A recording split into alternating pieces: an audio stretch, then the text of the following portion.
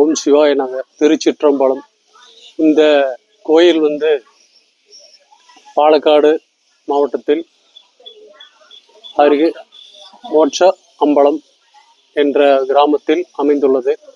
இங்கு சித்தர் பெருமான்கள் அனைவரும் சிறப்பாக சுவாசம் செய்து வருகிறார்கள். இங்கே சிறப்பு என்னன்னு கேட்டிங்கன்னா, நம்மளுடைய பிரச்சனைகள், பள்ளி, கல்வி, முன்னேற்றம், எந்த குடும்ப பிரச்சனைகள் எதுவாக இருந்தாலும் தடைகள் என்னவாக இருக்குதோ அந்த தடை முட்டு அப்படின்னு சொல்லுவாங்க. அதுக்கு ஒரு தேங்காய் உடைக்க வேண்டும். அதுக்கு முட்டு என்று பெயர். தேங்காய்க்கு முட்டு. இங்கே தடை என்றால் அதுக்கு உண்டானது. இது நம்ம செய்யும் பட்சத்தில் நமக்கு உண்டான தடைகள் நீக்கப்பட்டு நமக்கு நல்ல பாதைகள் அமையும் என்பது நம்பிக்கையாக இங்கே கருதப்படுகிறது. அந்த கருதப்பட்டாலும் நாங்கள் இங்கே உணர்ந்தது என்னவென்றால், இங்கே ஒரு கோயில் நாங்கள் ஒரு 5 தேங்காய் வாங்கினோம். உள்ளே போனோம். நான் மனசுக்குள்ள நினச்சது வேற இருந்தாலும் சாமி அங்கே என்ன சொன்னார்னு கேட்டிங்கன்னா, எனக்கு நான் நினைக்காத சில விஷயங்களெல்லாம் அவர் சொல்ல ஆரம்பித்தார்.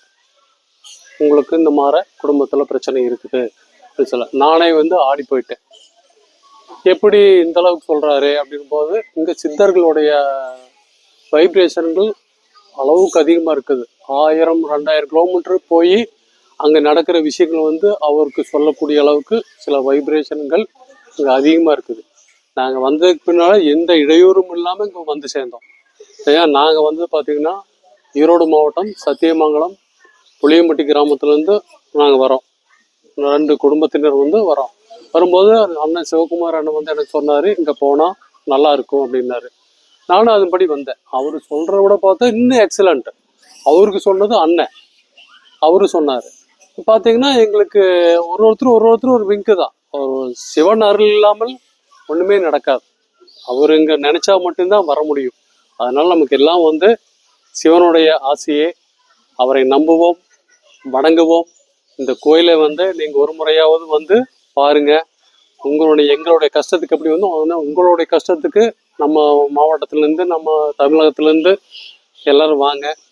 அவங்களுடைய கஷ்டத்தை சொல்லி, என்ன உங்களுக்கு பிரச்சனைகளை சொல்லி நீங்கள் சுகவாழ்வு வாழ்வீர்களாக.